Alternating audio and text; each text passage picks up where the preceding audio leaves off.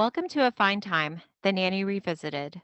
This is a podcast about The Nanny, where we recap each episode and then discuss, sharing our own unique take on each episode. I'm Bernadette. And I'm Debbie.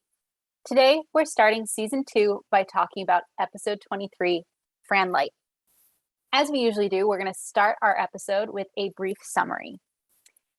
It is now the first day of school for the kids, and they have very different reactions. 2 out of 3 of the Sheffield children are excited about the new school year, and 1 is really, really not.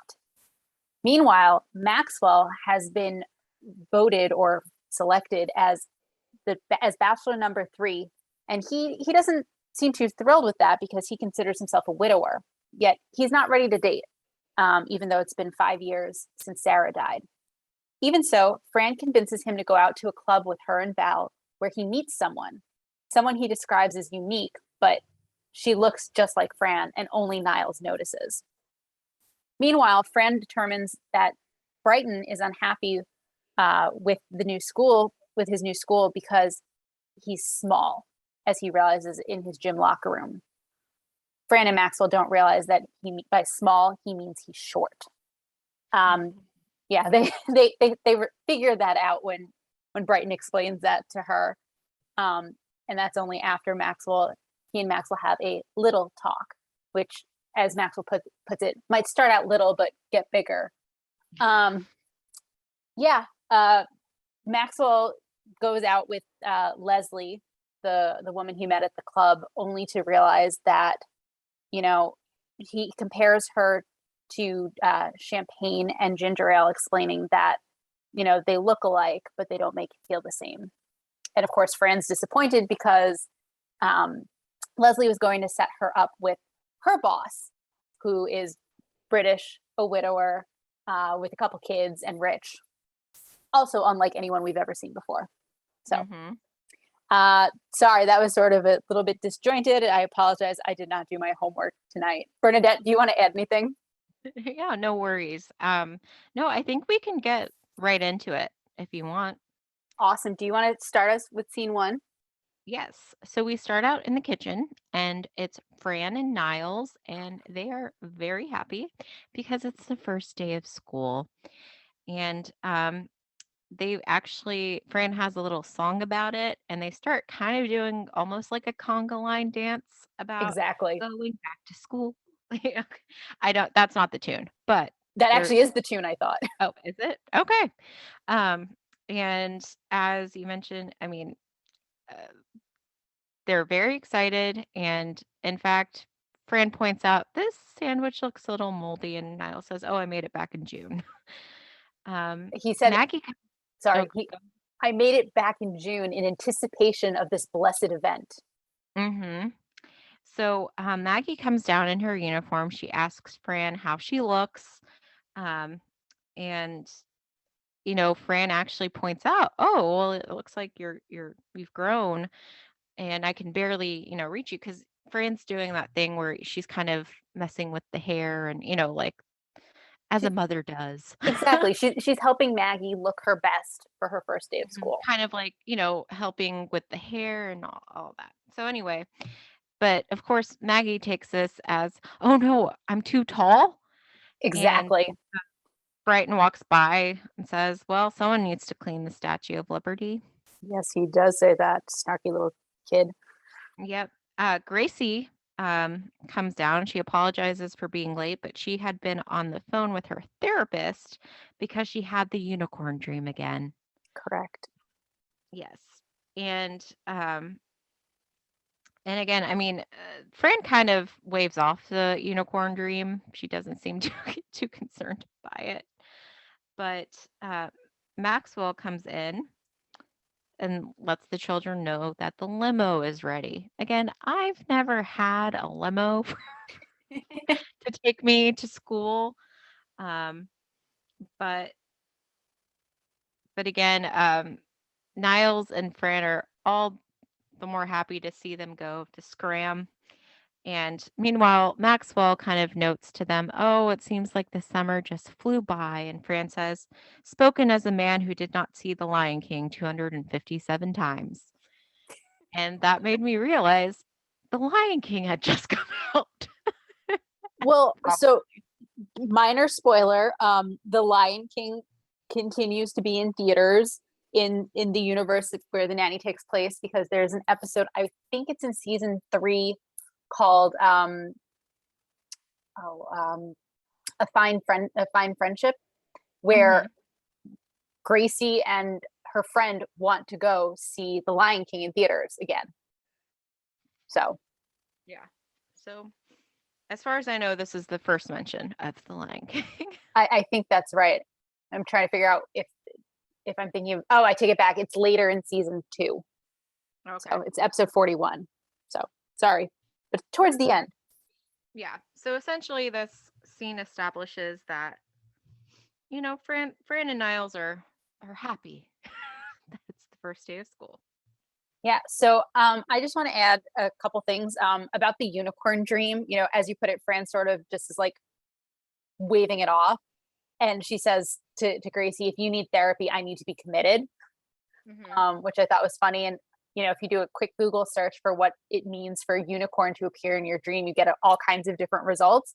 But it seems like uh, it's usually a positive thing. So according to sleepculture.com, the unicorn is a symbol of hope, insight, and high ideals. It represents gentleness, power, and purity. Hmm. Um, I mean, most of the early results refer to things like, or positive things. So these are good things. Yeah. So I just wanted to add that.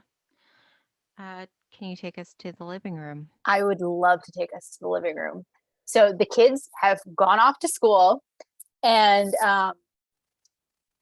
Niles is sort of picking up after the children, and he makes this comment: Home Alone, no more Pog, no more Mighty Morphin Power Rangers, and alas, no more Nintendo. And he has a paper bag and he shakes it. You could hear the pieces. And Fran says, what happened to the Nintendo? And Niles said, I accidentally pounded it repeatedly with a meat mallet. And Fran, of course, is sort of impressed, sort of horrified. Niles, you couldn't have thought of that 2 months ago, which of course makes me wonder why they would hate the Nintendo so much, because you would think if the kids are playing with Nintendo, they're otherwise occupied. At least that's how it Mhm. worked in my house. Yeah. Anyway, their conversation is cut short by Maxwell coming in. He is on Esquire's most eligible bachelors list, and he is number 3. And he complains that, and I quote, I've been bombarded all day with faxes and telephone calls. Women who want to date me, women who want to have my children, and this one who wants to, oh, good God. And Mhm. Niles helps by saying, I'll follow up on that one, sir.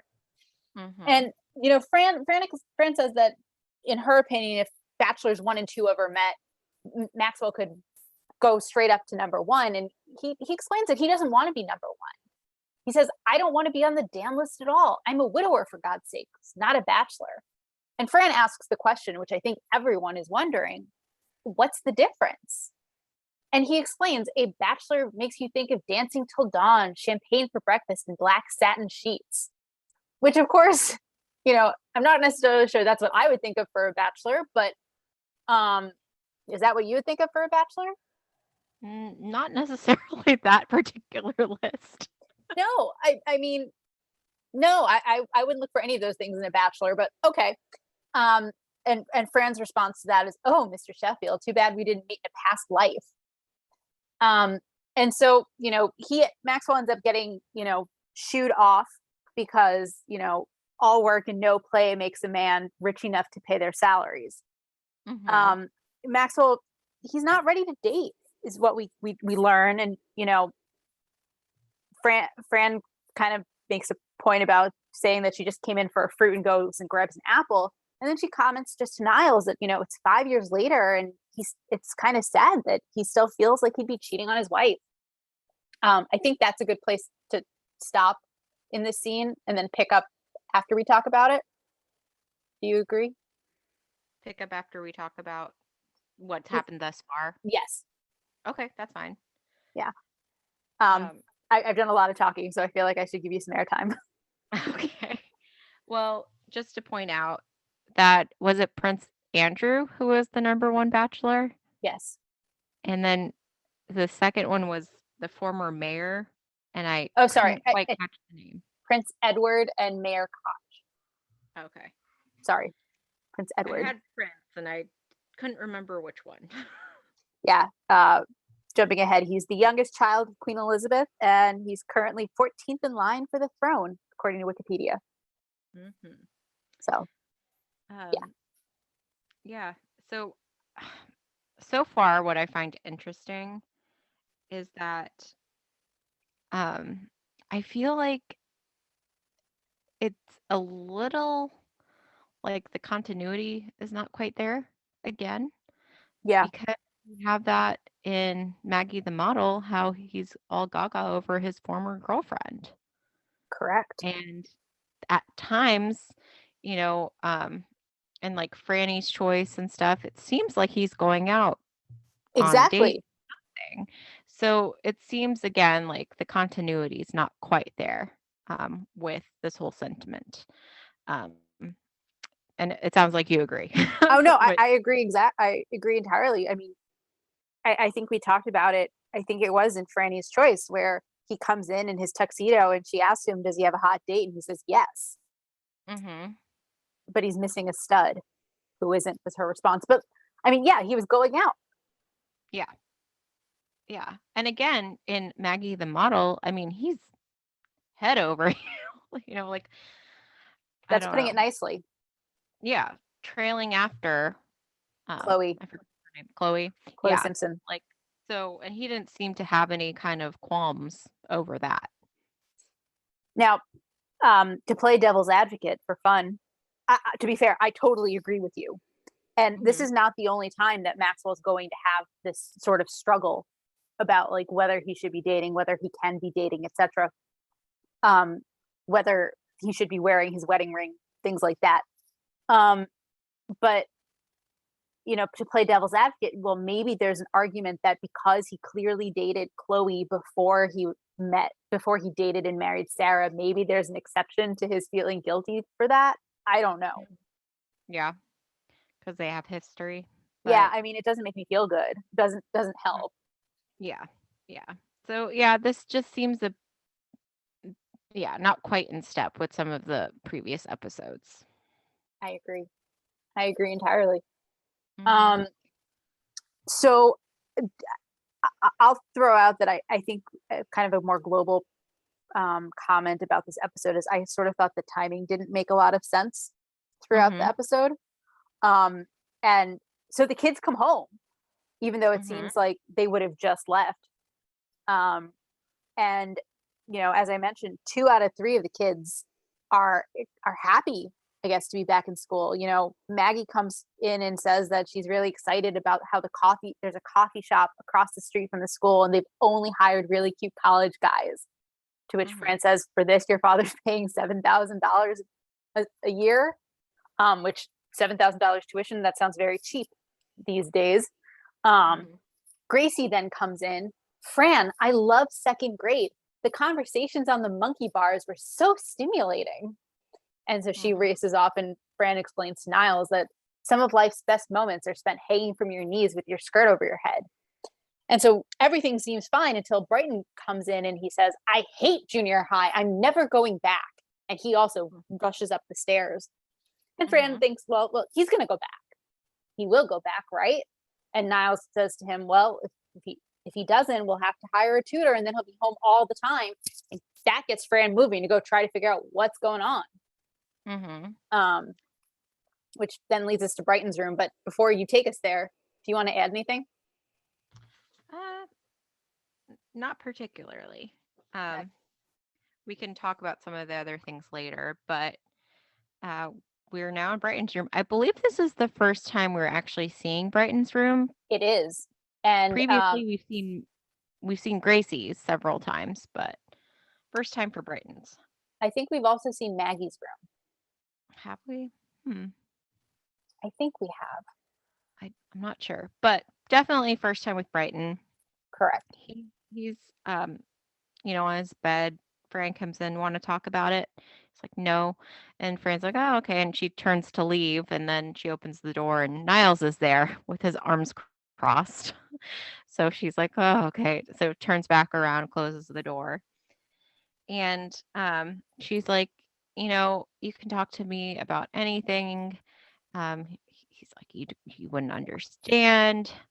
You're a girl. And she's like, I'm not a girl. I'm your nanny. You can talk to me about anything except for not computers. Well, actually, did you catch why she said to Brighton, her explanation for why Brighton could talk to her about anything before I that? just got that she's the nanny. Before that, she says, you're talking to a woman whose underwear fell off in the middle of Bloomingdale's.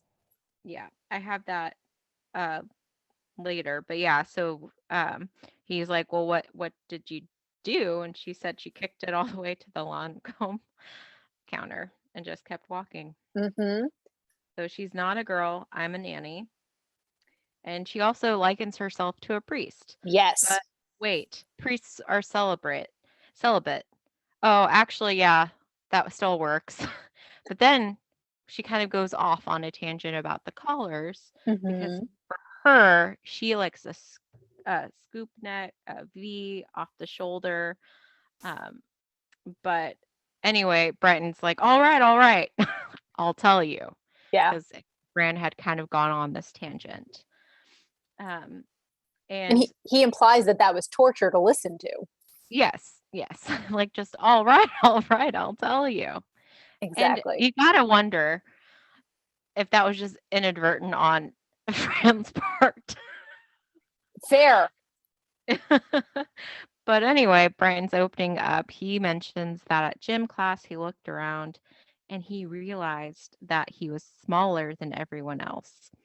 And at first, Fran's like not quite sure what he means. And then she gets this look on her face. And the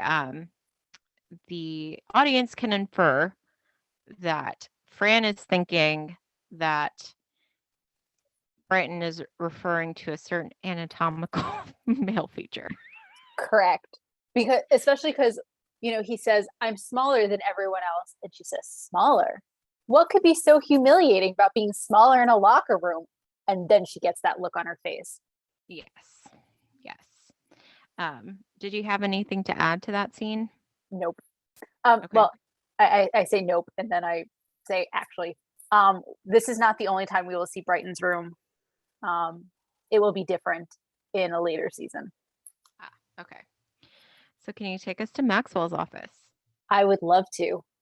So Fran, despite what Fran said before about how anything you say goes no further than this room, she marches herself into Maxwell's office, and Niles follows her, and she says to Maxwell, we've got a problem, and boy, you're never going to guess this one. And Maxwell looks up and says, just make it short. And Fran just has this look on her face, and she says, you guessed. Mm-hmm. And so, she then explains Brighton was in gym class, and well, when he looked around, compared to all the other boys, he's small. And Maxwell says, small? And she goes, like in petite, pequito, gherkin. At which point Maxwell gets what she's saying. Oh.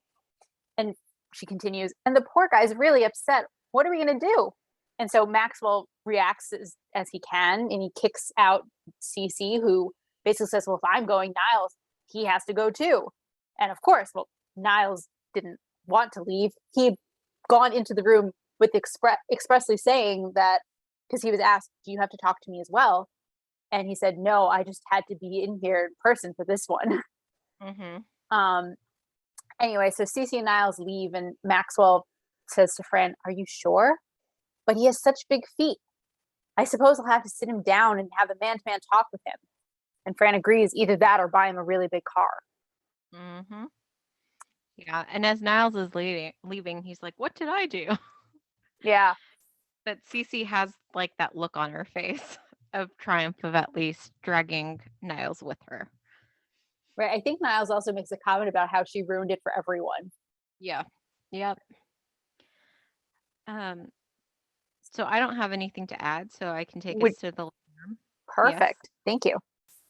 So Maxwell is there to have a little talk with Brighton. But this talk might get big later. Yep. The size of the talk is not important though. He's basically Maxwell's like stumbling all over here. Mm-hmm. Brighton just kind of seems a bit confused by or like not quite understanding.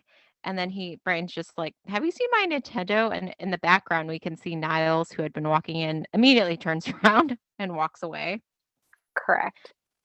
So really, Maxwell's attempt at a talk is not really a talk. He's just making all these innuendos by accident. Right, which Uh, reminds me, tell me if it reminded you of the episode The Family Plumbing. That's the one where Fran sees Maxwell naked in the shower, and then she goes to oh, talk to him and says something about how, I'll um, stick to the bare facts and no, yeah. things like Mm, she has two or three of those as well before she's like, I'll mm, cut right to the chase. Okay, yeah, that one's fine. Um, mhm. yeah. And we learned that Maxwell thought that talk went very well. Yes. I did not think so. Did you think it went well? Nope. Nope. There was not actual communication happening. No, no. And talk could mean anything. And Brighton has no context for it. So yeah. Anyway, So, continue.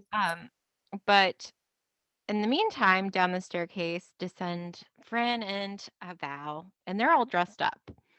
Um, they're both wearing red, and they kind of pause like on the other side of the living room, but not too far away, because at this time Maxwell's kind of around the seating area. Right. Um, and they know, oh, Maxwell, alone like a dog. Um, and he's 42, but he's a nice catch. And basically, again, they're not even talking that softly. No, This they are not. family. And so Maxwell eventually turns around and says, I am not in a cone of silence. Right. Um, and Fran turns to Val and is like, Val, your voice carries, which is not the case. But basically, you know, Fran thinks that Maxwell needs to get out and stuff. And he's like, no, no, no, I'm going to just read this book and it's the Webster's dictionary. So Fran's like, oh, okay, tell me how that ends. Exactly. And then Maggie comes down and she's like in a hurry trying to kind of sneak out the front door. Mm-hmm. Um, and Maxwell immediately rushes to her, like, oh no, I'll spend time with Maggie. We can have, Sundays together. And Maggie's like, actually, it's the first day of school. I want to meet up with kids and have actual fun. Yep.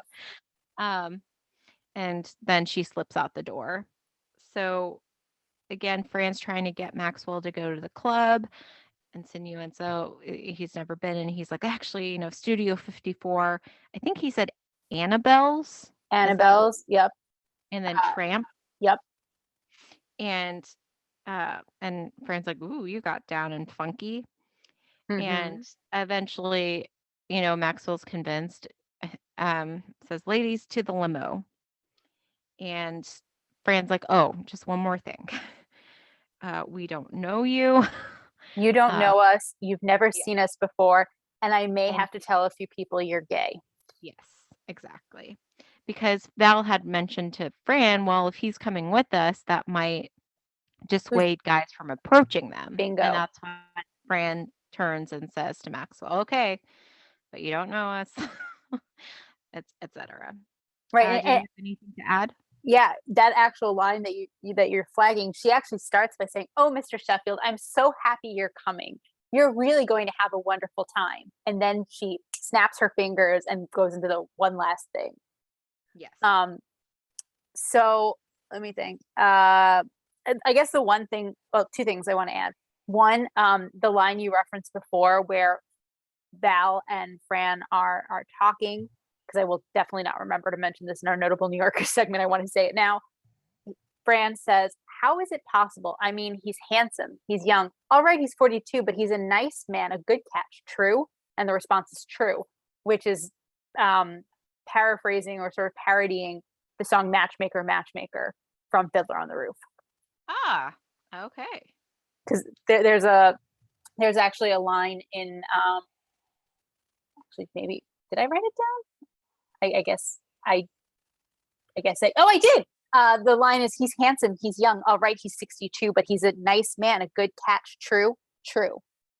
So they Ah, basically took the whole thing, except instead of 62, they said 42, ah, which is okay. also good because it gives us an idea of how old he is. Yes, there are some markers in this in this episode. Whether Correct. they'll still stay consistent throughout the series, who knows? But again, 42 is one of them, and that it's been 5 years since Sarah died. Correct. Which means she died when he was 37.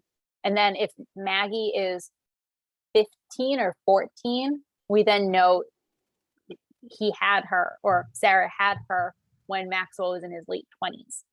Mm-hmm. So it's good to have a sense of how old people are. Yeah, and brief spoiler, later we find out Brighton's 12. So, Correct. and that Gracie's in second grade. So there we have it. Some markers. Correct. So the last thing I want to say about this scene is who's watching the kids? I guess Niles by default, but like wouldn't responsible parents or responsible child minders tell the other adults, hey, we're leaving, please keep an eye on them? Mm-hmm. Yeah, because Maggie's also gone at this Correct. point. Maggie's at an age where she could babysit, but yeah, she's gone. You're right. You're right. Where's Gracie? Exactly. Where's Gracie? I'd Where's be more Brighton? concerned about Gracie than Brighton's 12. Oh, see, So I would be way more worried about what kind of Michigas Brighton would get up to. yeah, in terms of age wise though. Yeah, fair. Fair. But yeah. Okay. So Can I you guess take us to the club? Or outside the yeah, I club was gonna say to be I more can't take you specific. I can't take you into the club, but I will take you to outside the club. Yes. So Fran, Val, and Maxwell are standing on line, and the bouncer is walking by, and he recognizes Maxwell, which, gotta say, is sort of surprising and definitely very flattering to Maxwell. And he's recognized, and they lift the rope. The bouncer lifts the rope for him, and Val and Fran are so excited they're actually going to get into the club. And the bouncer asks, "Are these? Do you know them?" And he parrots the line that Fran told him that I don't know them. I've never seen them before, and I might be gay. And so he Mm-hmm. leaves them waiting online, and he goes into the club. Mm-hmm. We do have a bit of a time lapse. Do you want me to keep going, or would you like to jump Just in? a second, I want to jump in. So at one point, Fran is looking in her compact mirror, and she says, and so she has it kind of over her shoulder, and she's like, "Oh, I found a really good-looking guy or something." And then Maxwell kind of like looks over her shoulder, so he's kind of blocking the view. Mhm. And then she and Val have a discussion about, because there's a lot of photography stuff going on. So obviously there's maybe some celebrities there that the paparazzi are trying to take shots of, and they try to argue, oh, look over there, is that Alec Baldwin, Billy, Daniel? Oh, it's Steven. And turn away. But yeah, it's just so funny that they know they never get in, but then the bouncer is the one who approaches Maxwell. And again, it's just kind of a classic thing of comedy with this show where it's like sometimes what you ask for turns around and bites you, because Correct. Maxwell followed through with what Fran had requested. Exactly. Hmm. So as we've clearly said repeatedly, Maxwell gets to go into the club, and Fran and Val do not. And Hmm. so there's this like a bit of a time lapse, and we see them sitting, behind the velvet rope, if you will. And I don't remember the order in which this happens, but Val has donuts, and so she offers another one to Fran, and so she takes it, and they're jelly donuts. Um, but I guess right before that, Fran says, I'm going to write those people at Exxon a letter. They do a beautiful restroom. Whoever cleaned that toilet should be sent right to Prince Edward Sound. Mhm. Which, I mean, I find amusing because anyone who's gone on a road trip and had to stop and use a gas station bathroom knows you're sort of taking your life into your own hands because you just Mhm. don't know what you're going to find. Mhm. Anyway, so as they're eating their donuts, Maxwell comes out and he talks about how wonderful the club is, how there's so many people you can't even move on the dance floor. What do you think? And their comment is, it's like nothing we've ever seen before, because they Mhm. haven't. Yep. Um, and then he drops this bombshell on them that he met the most incredible woman. Wait right here, I'll go get her.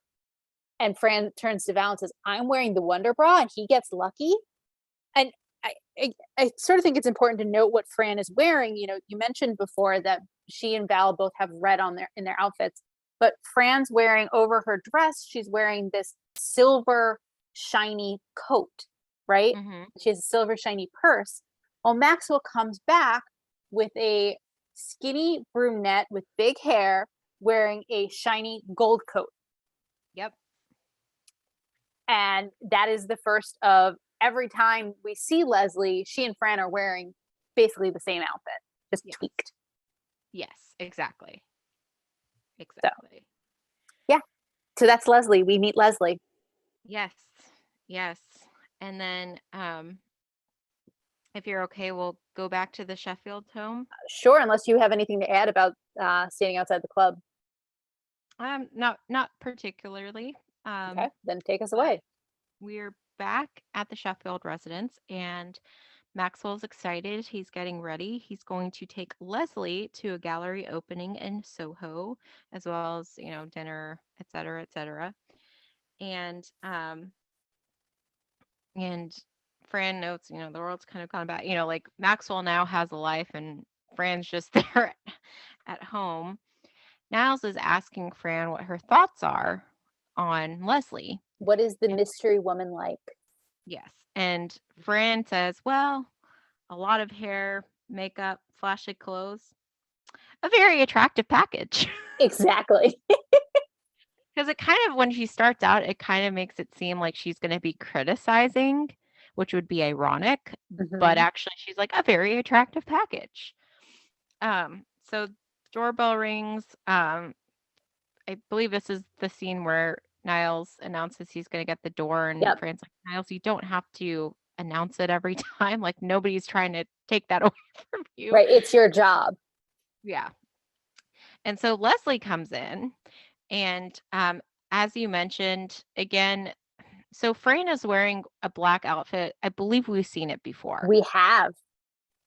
And Leslie is also wearing a black outfit that is very similar, not the exact same, but has kind of the same vibe, right? Right. And they say so it's just Leslie, Fran, and Niles. And Leslie and Fran in unison say hello. And then you know, They, they both have Niles is nasal kind of freaking voices. out. Yeah. Yes, they have similar voices, the nasal, and they both say what together. And Niles is like, "Oh, I need to go get Cece." And so Niles like literally kind of runs off, Exactly. and then you see him then pulling kind of Cece in behind him, and Cece, of course, is like, "Good God, it's multiplying." Exactly. And so like Fran introduces Leslie to Cece. And Leslie's like, "Oh, I love your hair. Who does your color?" And Fran's like, "Oh, it's natural." And they both kind of give each other the look like, "Yeah, right." And Exactly. Cece's like, "Well, I think it's very distasteful that For that Maxwell to Maxwell's be dating so already soon. isn't a decade of mourning the standard period." And anyway, What did Fran and Niall hold on? What did Niles say to that? you'll wait and see or something like that. Just wait and see. No, he said, "Die. Let's find out." Oh, okay. I missed the die part. Yeah. Um, let's find out. Okay. Um, so then Fran and Leslie are kind of chatting a little bit, and Fran's talking about like, oh well, when I first came here from Queens, and she's putting on lipstick, so it's like kind of mumbly how she's talking, but Leslie appears to understand her perfectly. And Leslie's like, yeah, yeah, when I left Brooklyn to become a CPA, and she starts putting on her lipstick in a similar fashion, again, kind of mumbling the rest of it. And Fran's like, oh yeah, I hear you. So like they're clearly on the same wavelength Oh yeah. with everything, and they're actually getting along pretty well. So did you have anything to add to that scene? The I think the one thing I want to add is that when Leslie first arrived, after Niles ran off to get Cece, Fran shouts up in her standard fashion, you know, Mr. Sheffield, Leslie's here. And then Leslie adds, take your time. And they sound so similar. They have the same, loud nasal shout, if you will. Yeah. So I just wanted to add that. Oh, and I guess the other thing I'll mention is we learned that Leslie is a CPA. Mm-hmm. So, Yep.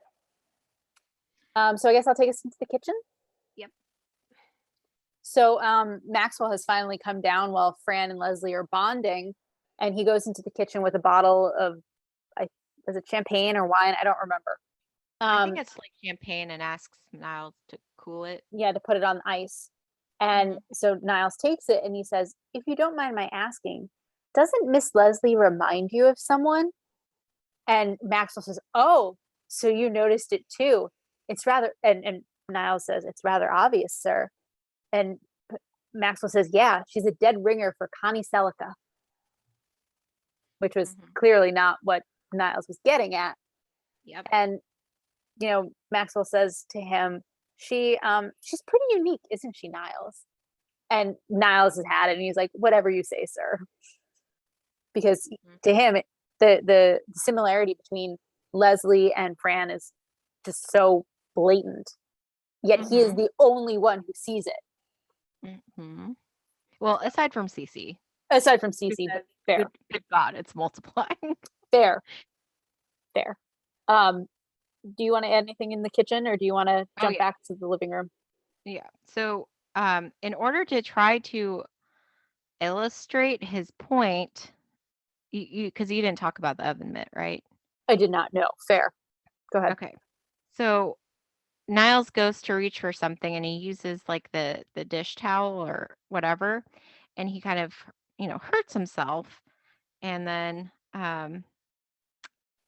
Maxwell's like, oh, like, are you okay? Like, you should have used the oven mitt. And he's like, oh, yes, the oven mitt.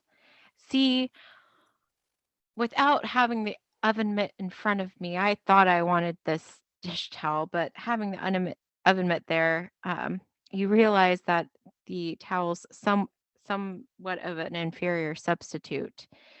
And this oven mitt was under my nose the entire time. This is paraphrasing. I didn't write it verbatim.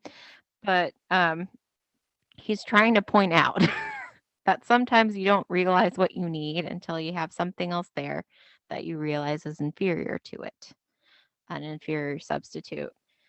And he's like, I'm so glad I found the oven mitt. And he's looking at Maxwell very intently. And then Maxwell, of course, just goes, good, glad you found it. Totally not getting the point at all. Correct. So, and of course, like, Niles is just like, oh my gosh. Yeah, that's not the only time things like that happen, which is not surprising given that Niles is always a step ahead of everyone else. So, if you're okay, I can take us back to the living room. Absolutely. So, back in the living room, Fran and Leslie are continuing to bond. They literally are comparing their shoes. And, Maxwell gets in to take Leslie out, and Leslie mentions that, she can't sit a certain way in the limo because she gets kind of car sick. And Fran's like, oh, there's Pepto in the mini bar. And as they're leaving, Fran pulls out the camera and again snaps a picture. And after they've already gone out the door, she's like, "Oh, darn it, I forgot to put the thing on, so they'll have red eyes." Mm-hmm. And Niles again is like, "Doesn't she remind you of someone?" And why did I write radish? Because Fran says, "What am I, a radish?" Okay, I just have radish. Yep. And she's like, "Oh, yes." And I don't have the exact phrase leading up to it, but essentially, Fran believes that Leslie's just like Audrey Hepburn, which again, not what Niles was going for, and his Nope. facial expression says it all. Correct. She said, "What am I, a radish?" That hair, those clothes, that voice. She's a dead ringer for Audrey Hepburn. Mhm. Yeah. So, yeah, it's just funny to see Niles just Exasperated. Yes. Yeah. Yep. Okay. So take us to the kitchen, Debbie. Well, before we head into the kitchen, if you don't mind, still in the living room, I just want to make a couple points. One, I'm glad you brought up the Leslie saying that she can't sit backwards in the limo, that she gets nauseous. That's just like Fran, as we found out in the episode Schlepped Away, where she was sitting backwards and she needed to switch seats with Cece, who happened to be sitting next to Maxwell, because she was gonna she was getting nauseous and she, you know, was gonna throw up. So again, Mhm. another similarity. Um, After uh, Maxwell and Leslie leave, Fran says, "Oh boy, are they a great couple or what? If they're not meant to be together, who is?" Which Mhm. is what prompts Niles to ask her about Miss Leslie and Mhm. who she might remind Fran of. And then the last thing I'll say is, if you recall in the episode Ode to Barbara Joan, where Fran makes that grand entrance in the Bob Mackie gown, and she's compared to Audrey Hepburn, that she looks like Audrey Hepburn Mm. by Cece's dad. But her comment to him was, "Yeah, but I something like, yeah, but I sound like Selma Diamond." Mhm. So I just wanted to add that. Okay. So then were, as you said, we're in the kitchen, and this is where the timing to me doesn't make sense in this episode, because Mhm. Fran's in the same outfit that she was wearing when Maxwell took Leslie to the gallery opening. Mhm. Brighton comes home and uh, Fran asks, "How was school?" And he said, "Great, lots of fun. There's lots to learn." And he like leaves. And Mhm. Fran says, "What the hell's wrong with him?" And Niall says, "He seemed perfectly normal." I reiterate, "What the hell is wrong with him?"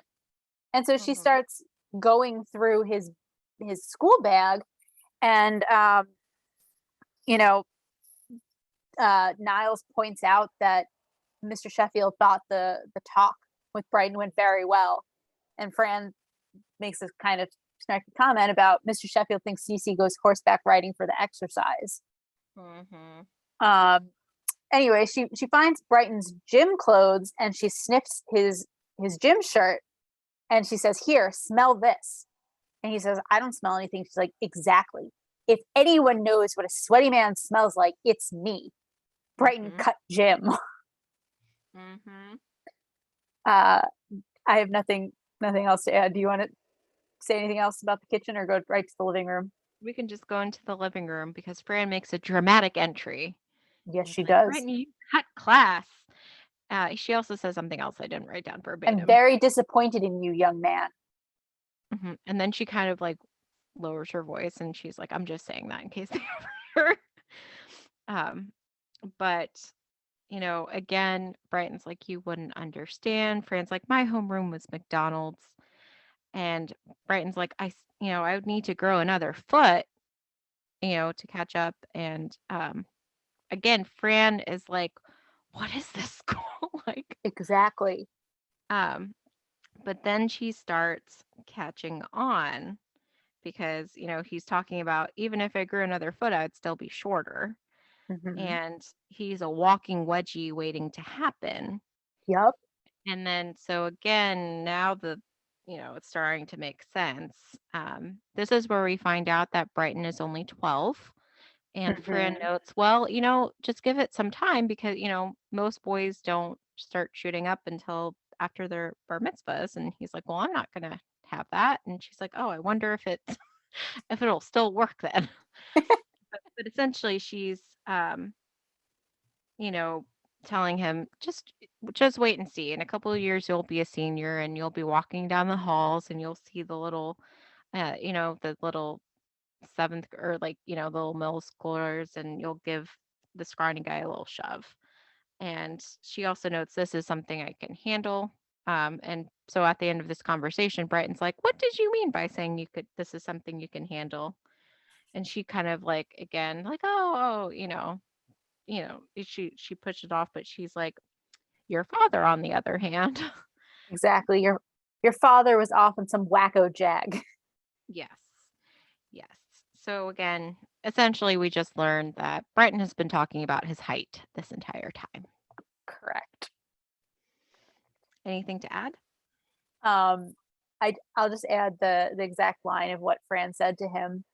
Um, so a couple different things. So first she says, oh, now I'm getting the picture. They're all bigger than you, not bigger than you. Honey, Mm-hmm. this I can handle. Sweetie, you're only 12. Most boys don't shoot up until after their bar mitzvah. And he says, as you pointed out, I'm not getting bar mitzvah. And she says, oh, I hope it still works. Honey, if it's any consolation to you, given time, this will no longer be a problem. Someday you'll be a senior and you'll be bigger than all the other kids. And you'll remember how you felt today. And you'll see some puny seventh grader and you'll give him a little shove, which Mm-hmm. is not exactly the advice I think I would give a kid. No, again, as we said multiple times in another episode, don't hit children. Exactly. Don't hit children. Even if you are a child yourself, do not hit children. Don't hit children. Yeah. That's all I wanted to add to that scene. Okay.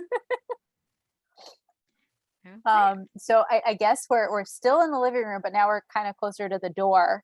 And Fran's in one of her bathrobes, and Mm-hmm. she's looking out the front door, clearly looking for someone. And Niles sneaks up on her, basically looking for something, and she basically tells him that we should put a bell around your neck. Yep. And she's clearly waiting for Maxwell to come home, and Niles points out to her, you said he should have fun. Or first he says, you said he should have a life. And she's like, yeah, have a life, but like, have fun. Don't go crazy. And he said, well, you said he should have fun. And she explains, 9 o'clock is having fun. 11 o'clock is, I don't need another kid to take care of. Mm-hmm. And of course, shortly thereafter, she spots Maxwell and she runs from the door and tells Niles to act normal. Mm-hmm. And so she says to Maxwell, back so soon. Oh, actually, first, Niles opens the door. Oh, Niles, who is it? Well, oddly enough, it's Mr. Sheffield. Who else would he be opening the door for at 11 o'clock at night? And so Fran says, oh, back so soon. Did you have a good time? And he says, well, pleasant enough. And so she realizes that, not everything's perfect and there's no paradise. And she Mm-hmm. says, gee, I thought her charm was only exceeded by her beauty. And Mm-hmm. and Maxwell says she had a certain way about her, but there was just something missing. Like ordering champagne and getting ginger ale, they look alike, but they don't make you feel the same. And Mm-hmm. Fran understands, but too bad. She was gonna set me up with her boss, English, handsome, rich. Okay, so he's got a couple of kids. I could learn to live with that. Mm-hmm. Um, but you know, towards the end of the conversation, Maxwell thanks Fran and she asks for what? And he said, well, for getting me out in the world. Maybe Leslie isn't the one, but you made me realize maybe I don't have to live the rest of my life alone. Mm-hmm. Do you have anything you want to add to that? No, no. The only thing left is like during the end credits, we get bloopers of this scene where Fran, smelled the gym clothes and was saying the line, well, if anybody knows what a sweaty man smells like, she keeps messing that up. So, right? Yeah, so I guess let's talk about the episode as a whole before we jump into our shticks. Mm-hmm. Um, well, again, I mean, this is not necessarily the episode, but just an interesting idea is like, what would you do if you ran into your doppelganger? Because Fran and Leslie are bonding and hitting it off. And I honestly don't know how I would react in a similar situation. I would not react well. Mhm. I have enough uh I know myself well enough to know that I would not handle myself with the same poise and grace that Fran did Mhm. with Leslie butting into the family. Mhm. Yeah. I mean, I honestly don't know what I would do. Um, but it's like it's interesting. Again, like you would almost expect Fran to be like really jealous or, Exactly. something like that in this situation, but she's not. And so that's kind of an interesting twist to this type of trope, having Mhm. someone similar with, yeah. The other thing I noticed just as we were talking is that it's interesting that in the first scene, Brighton makes that crack about Maggie's height because she's too tall. And then later, the whole thing with him is that That's a he's too great short. point. Mm-hmm. It's a really good So point. yeah. Mm-hmm. Yeah. Again, I'm sure you've anticipated this. Not too thrilled that they're always trying to do like college boys with Maggie, but I mean, it's understandable that like you can obviously have a crush or, think that the boys are cute. I'm just hoping they're not going to try to make it so that she's trying to date one of them because that's not good. She does not try to date one of the cute coffee house boys, or at least I don't Good. remember her trying to. I, I take your point, but I also think like from Maggie's perspective, like as a teenage girl, like where else where else besides school would she expect to meet a cute boy, right? Like the coffee shop sort of makes sense. Yeah. Um, And like I said, so long as they weren't trying to like have an arc where she's trying to date one of them because it's different from like thinking they're cute, right? right. But did you catch what Fran's reaction to Maggie was when she said that there's that coffee shop right across the street? Well, Fran kind of like makes it seem like she's considering going to stop by and checking it out. Bingo, bingo. I hmm wonder if you have any thoughts on that. Well, again, they're at least not high schoolers like Eddie, right? That True. was his name. Yep. So I don't Okay. have as much of a problem with non-minors. Fair. I mean that's fair. Um, so I guess one thing I've already mentioned this, but I think we should talk a little bit more about it is the timing of this episode doesn't really make a lot of sense. Unless like they started their date like really early in the afternoon for that gallery opening. That would be a long date if he comes home at like 11. Exactly. So I mean, kids normally get out of school around 3, right? Like so they wouldn't be Mhm. home until let's say 3:15, assuming they like avoided all of the traffic in Manhattan ever, which is not possible. And we Mhm. also know the kids are not taking public transit to get Mhm. home.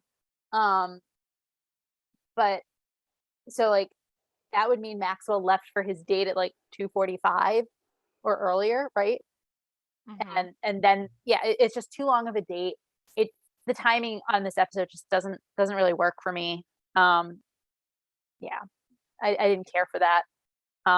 Also, what gallery opening would actually occur in the afternoon? Yeah. Yeah. So we have again a bit of continuity, like time Exactly, issues. exactly. Um, do you have any other overarching thoughts, or would you like to jump into our favorite fashion? I think for now, let's jump into favorite fashion. Okay. Uh, and I actually liked the blue outfit she wears at the beginning. Yes. Um, Could you describe it better? oh, I was gonna say, would you like to describe it for us? I I don't guess have not. exact descriptions written down. I just remember blue. So it's sort of like a royal blue. We'll start there. Mhm. And it's kind of, I'm not sure if it was a dress or a suit. Yeah, Um, I wasn't quite sure either because the jacket portion. The Exactly. blue part is like a bit longer. Right. So it could either be a dress that looks like a jacket, or it could be a jacket that is dress length. Hmm. And it's this royal blue, and it has like black trim on the collar, and around her, I think this is part of the dress slash jacket. It has two like two-piece necklace across the top, so it looks Hmm. sort of like beaded. I think there were some black buttons. Kind of went down. It was about knee length, I think. Hmm. It was form fitting but not tight, if that makes sense. Hmm. Um, There was a shape to it. exactly. It had a shape. I also rather liked that outfit. Yeah. Yeah. Like the cut of the outfit is very flattering. Yeah, I mean, it looks to me sort of dated if it is a jacket. Even if it's not, I guess it's sort of dated. I probably wouldn't wear it, but I do really like the color. Hmm. You've already pointed out that we've seen the black suit that Fran wears when Leslie comes over. Hmm. Um, that she wore in the episode "The Show Must Go On." That's what she wore to Gracie's PTA meeting. Hmm. Um, I think I wrote down more outfits I didn't like in this episode than those that Okay. I did. Go I did for not it. like anything Cece wore in this episode. I liked kind of the color when she comes in to see Fran and Leslie. I think it was like a light mauve, maybe. I don't know how Yeah, to it was describe like a it. grayish purple. Mm-hmm. The color So, was fine, hmm, but I it just didn't that's like more it. of my, yeah, that's more of my, like, I like that color. I'm more of like a, like, I like, purple gray, purple blue, like the muted kind of colors or the dusty colors or whatever. So No wonder I you don't like so much of what Fran wears. yeah, I'm not really in that color palette, but yeah. So but again, the outfit itself, not a big fan. Yeah, so that outfit, it's she's wearing a pantsuit, and she has over the, how did you call it, the muted color? Is that Hmm. what you, Yeah. over that she has a white shirt with sort of a bib, and then like bigger sleeves underneath the jacket, like coming out from the jacket. Hmm. I didn't care for that. I also, but I like that better than the first suit we see Cece wearing, which was a gray matching suit, which didn't have like a shirt underneath it. It was just like, a top and then pants, and that was Hmm. gray, and I didn't care for it. Hmm. So yeah, Yeah. I think those are the only comments I had on Yeah. fashion. And we got two bathrobes this We did. time. So adding to that collection. But yeah, I didn't really have much else to say regarding fashion. So should we get into some notable New Yorkers? Absolutely. I have a very long list. I think you Yes. probably do also. Yes. Um, so just some of the ones we've already covered. The Statue of Liberty was Mm-hmm. definitely a notable New Yorker. Esquire magazine, which we've talked about previously. Mm-hmm. Um, I've mentioned the Fiddler on the Roof reference. You mentioned Cone of Silence, which, interestingly, the Cone of Silence was a recurring joke in the 1960s comedy called Get Smart, which was basically they put people in it, and we could hear the conversation that they were having, but they couldn't hear the conversation outside. That's according to Mm-hmm. Wikipedia. You've mentioned the club Studio 54, Annabelle's and Tramps. Mm-hmm. Um, just as a side note, two out of three of those are, haha, in London. Annabelle's uh, is considers itself, and I quote, the world's most famous nightclub. Um, Which is funny because I had never heard of it I had until neither. this episode. Tramps is, so both Annabelle's and Tramps are private uh, clubs. Tramps is a members only nightclub in London, which describes itself as, and I quote, the place to be, the place to be seen, and the place for anyone who is anyone to party from dusk till dawn. Mm-hmm. Um, the quotes I've just read to you are from the respective clubs' web pages. Mm-hmm. We've already mentioned Audrey Hepburn and Connie Selica. Audrey Hepburn we've spoken about, I think, multiple times. Connie Selica is an American actress, former model, and producer who is known for her roles in Hotel, Flying High, and The Greatest American Hero. That's according to Wikipedia. I think those are the ones that we've covered already. Yeah, I mentioned the Baldwin brothers as yes. well. Yeah, so there are, in addition to that, several others. Yes. So let's see here. I mean, we also mentioned already, and I don't know if you're classifying this under 90s nostalgia, but like Pog, Mighty Morphin Power Rangers, Nintendo. I definitely should have. And then when they're talking about the Esquire and the most eligible bachelor, I didn't quite hear all of the names they referenced, so you're going to need to help me out, Debbie. So I got most of them. John. Yeah, so that we know is Kennedy. Yep, is JFK Jr. Caroline and Jackie. Yep. And then did they say John again or Zsa Zsa? John. Okay, because I was like, why are they talking about Zsa Zsa? Yeah, no. So as you pointed out, Fran is reading the magazine and she's disappointed that they, and I quote, retired John, end quote. And so she makes the comment, no offense to, every time I've heard it, I thought she said the name Daryl, but that is not correct. I have no idea what word she says there. But then she continues, but if you recall, Caroline found happiness with a Schlossberg. Jackie found happiness with a Templesman. Maybe John should have stopped by a few Hadassah meetings. That's what she said. And I realized we already mentioned too the Prince Edward and former Mayor Koch. Yeah, so the Mayor Koch is a former member of the House of Representatives and a former mayor of New York City. He was a self-described liberal with sanity, end quote. That's according to Wikipedia as well. Yeah. And then later when Fran's talking about how Maxwell has classic widower syndrome, to Niles, he mentioned like Oprah. Obvious. I don't think we need to explain Oprah. Okay, good, because I did not. And then did she say Betty's father? Courtship of Eddie's father. Yes, I also thought it was Betty's father.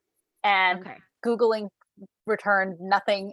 Or I should say, returned somehow got me to the courtship of Eddie's father, which according to, again, our friends at IMDb, that was a sitcom airing from 1969 to 1972, which featured a widower whose son was constantly scheming to try to get him remarried. Okay, that makes sense. But yeah, because I was like, Betty's father? To me, it sounded like it was a novel, but no. Yeah. There's references to Bloomingdale's, the Longcomb, counter. Yep. You mentioned Webster's previously. I missed that. Webster's, which is a dictionary. Yep. Let's see here. There was Rumpelmeyer's, which is the dessert and ice cream parlor that we've spoken about previously. That's where Maxwell was trying to convince Maggie. Exactly. We've talked about the clubs. Yep. We talked about the Baldwins. Yep. Prince Edward Sound. You mentioned Exxon. Yep. Was it Prince Edward Sound? Is that what it was called? Yes, I think so. Well, when Val and Fran are waiting for, after Maxwell announces he's met a woman and he goes back to get her, Fran's kind of worried that he's kind of duped, that he might bring back a RuPaul. Yep. And Fran also mentions she's wearing a Wonder Bra. Yep. So let's see here. Do you have anything else on your list? I believe I do. Murder, She Wrote. Bingo. And Fran says that in the context of whenever Brighton comes back fine and his gym clothes don't smell. She's like, well, I had to pick something up from Murder She Wrote. Right. Which I can't remember if we've talked about Murder She Wrote before. Hmm. It was I an almost American. feel like we kind of did, maybe, I but I think don't we did remember. also, but I don't remember. Yeah. It was an American crime drama starring Angela Lansbury as a mystery writer and amateur detective. Hmm. That's according to Wikipedia. Um, Yeah. I had a couple others, but I couldn't figure out what the references were to. Oh, okay. So one of them is Matches, which is where Maxwell said he was going to take Leslie for dinner and dancing. Oh, I okay. tried to figure out if that was an actual restaurant. I couldn't find anything. Um, Okay. I found a lot of results for things that caught on fire, which was not what I was looking for. Nope. Um, and then in that same scene in the kitchen that you were just referencing, where Fran realizes that Brighton lied, um, at the very start of the scene, Fran is on the phone with her mother, and it sounds like they're talking about someone named Charlie Batsey, but I don't know if I just misheard that or what, because I couldn't find any results on that front. Okay. Yeah. Yeah. So, Yeah. th- So again, it's a pretty extensive list. yes, episode. yes, Yeah. And I'm assuming that's it for your list, correct? correct. Okay. So, can you enlighten us in So, Yiddish? so yeah, I unless I missed terms, I believe the only term was bar mitzvah, which we've talked about. Well, is Sprachen or Sprocket. Sprachen? I thought she said sprocket, Oh, okay. which I didn't know if that was Yiddish or not. so a sprocket. I'm not actually sure if it is Yiddish, but it's basically like it's kind of like a it's so hard to describe. So it's like where you have like things that connect to each other like gears. Um, so like they fit together and turn. But yeah, Okay. yeah, that wasn't super helpful. That's okay. I just Um, didn't know if that was no, I also Yiddish. put sprocket on my Yiddish cop list, and then when I googled it, because I was not familiar, um, like for example, if you go to yiddish.englishdictionary.com, they Hmm. will show you how to uh, say sprocket, how to spell it in Yiddish letters. And then the English meaning is it's a noun, and I quote, roller that has teeth on the rims to pull film or paper through, or a thin wheel with teeth that engage with a chain, or a tooth on the rim of a gear wheel. So not super helpful, Oh, okay. like a cog. Hmm. So Yeah. I was not gonna lie, I was a little disappointed on that front. Yeah. Um, yeah. So do you want to talk? You've already identified some, but would you like to I talk a little bit more about the '90s nostalgia? Yes. So again, Maxwell lamenting that he's getting so many faxes and phone Yup. calls. Again, I actually do use fax occasionally in my job, but not that common. And I would feel like these days it would be like more of sliding into his DMs on social media.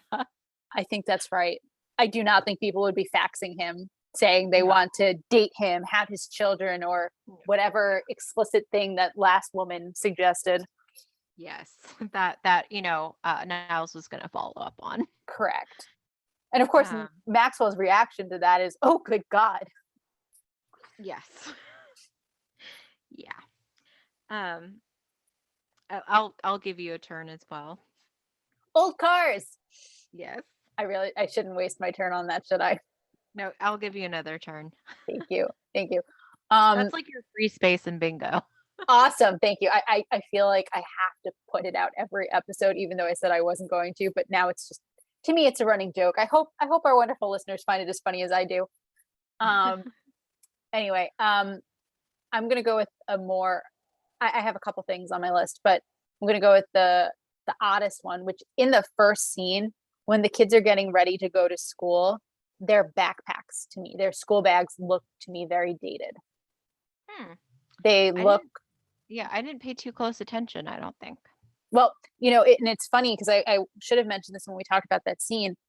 It occurred to me, and it kind of bothered me how empty their bags looked. Mhm.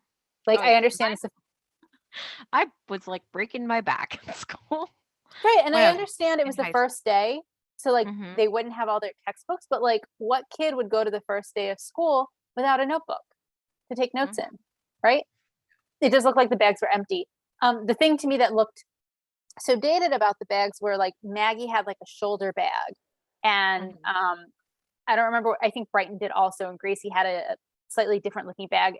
It just they looked like they wouldn't be great for their backs, and I think we would know better by now that our kids should be using a backpack or a wheeled bag or something so as not to curve or break their spines.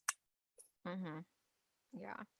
Um, I would say that Fran taking the photo, then lamenting that, oh, they're gonna have red eyes. It's like nowadays, first of all, you'd be using your cell phone. Correct. And there are also apps to help correct any red eyes that may appear depending on the lighting. Correct. So yeah. Um, you sort of hinted at this before, but in the scene in Brighton's bedroom, um, Fran's talking and she says, "You can talk to me about anything except computers. Computers send me into a tailspin," Mm-hmm. which for someone of her purported age is not a sentiment she would be expressing today. Exactly. Yeah. Good point. So So yeah. Um, trying to think what else. you mentioned The the toys that the kids were playing with over the summer. Pog. Pogs, and then yes, Mighty Morphin Power Rangers. That really does take me back to the 90s. Yep. Uh, and Nintendo for sure. Um, I feel like today it would be more like PlayStation or something. I was going to say, what are the equivalents? I don't think Pogs, I guess there'd be something digital that would replace Pogs, right? Mhm. Yeah. Mighty Uh, Morphin Power Rangers, I think, is still on television. mhm, Um, but it's not from its heyday, obviously. mhm. And Oh, Nintendo, you're right, would be PlayStation or Nintendo DS or whatever the latest model is. yeah. Go ahead. As we were talking, I just had the realization again in a post 2020 world, going to the club and not having any space to dance on the dance floor. Again, Sounds they're terrible. still probably going on, but probably not as every day, with social distance. Assuming people are still social distancing, yes. Um, that's a good point. Um, I have nothing else for 90s nostalgia. Do you have anything else? Do you have anything else? I do not. Do you? Not for 90s nostalgia. All right. I guess we're up to future fun. Mm-hmm. Okay, so I've already mentioned that we're going to see Brighton's room again, and that it's going to look different, and that will be, I believe, in season 5. Um, we we see his room at one point because he needs to not fail a science class, and Fran has been forbidden from assisting him in coming up with a project. Otherwise, and if Brighton fails the class, he's going to be shipped off to military school. And so the scene in Again? exactly, it's a constant threat for poor Brighton. Um, but you know, Brighton makes a comment to her in his room about how like she can have his room when she's gone. She's like, "No, honey, I love you. I want you." And then she's like tapping on the floor with her foot to find out hardwood, if it's a hardwood floor underneath. Mm-hmm. So that's one. Um, this is a minor point, but I kind of brought it up when we were talking about the scene uh, where Maxwell is disappointed that he's, eligible at Bachelor number 3, and Fran makes a comment, "I'm just here for a fruit," and she grabs an apple and takes a bite out of it. There's a future episode where there's a whole scene where it's sort of a running joke about how the fruit bowl is filled with wax. Mm-hmm. Fran and her mother and her grandmother come in after going to the theater, and they have a whole conversation. The part that's more memorable, of course, is you know, is Sylvia shouting at Yetta, "These are not Fran's children. Fran doesn't have any children. She's not married. She's all alone." But like it as this is happening, you know, Yetta has gone and started looking at the fruit, and she says, "Why doesn't anybody ever eat the fruit?" "Because it's wax, Yetta." Oh no, actually, I Mhm. take it back. I take it back. It's Sylvia who asks, "Why doesn't anyone ever eat the fruit?" And because it's wax. And Yetta chimes in, "Even the grapes?" Because she had already put one in her mouth. So like to me, it's funny that the fruit is either fake or not, and it sort of depends. Mhm. Um, I I think I mentioned this during our conversation that this is not the only time that Maxwell is going to struggle with moving on from his dead wife. Mhm. Um, I think that's all I'll say on that point. Okay. Um, is it my turn or your turn to rank the episode? Your turn. Oh, why is it always my turn? It always feels like it's my turn. And I know that's not true because half the time it's your turn, but it feels like it's always mine. All right. So I actually really like this episode, despite the fact that there are continuity issues and, the fact that it does feel very dated. I really like the fact that, Maxwell finds someone who he, who he likes, but she's not perfect. She left something to be desired. Mhm. Oh, I guess I should also mention that Niles is constantly hinting about Maxwell and Fran as the series continues. Mhm. Like, maybe pay attention. Hi, listen to me. I Mhm. might know something that you're clearly not realizing. And everyone ignores him. No one gets it. Um, Mhm. anyway, I really like this episode. I'm gonna give it a 4.5. Okay. Your turn. So, um, again, despite the stuff that we mentioned, I really enjoyed it as well. Um, I'm actually giving it a 5. Oh wow. Yeah, I mean, I like the whole Niles like trying to point this out, like, hey, this is obviously, as the title suggests, a Fran Lite. Hmm. Um, so, and just again, I think it is interesting that Fran is not just like jealous over this woman, um, but is like hitting it off with her. Hmm. So yeah, I'll give it a 5. I'm so pleasantly surprised you gave it a higher rating than I did. It happens every once in a while. Exactly, every once in a while, but it usually I'm giving it the higher rating than you are. Yeah. So, I mean, again, it was just, yeah, yeah, It 5. was a good note to start season 2 on. Yeah. Yeah, because again, I mean, it's just fun to see kind of like the obliviousness of Fran and Maxwell sometimes, and Correct. that exasperated expression on Niles's face. Just like, yeah. So, All right. Well, that's all we have for you today. We hope you had a fine time with us as we revisited The Nanny.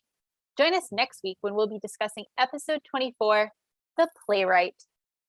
if you would like to reach us on social media, you can find us on Twitter at Nanny Revisited. You can also send us email at afinetimenannyrevisited@gmail.com. Have a great week.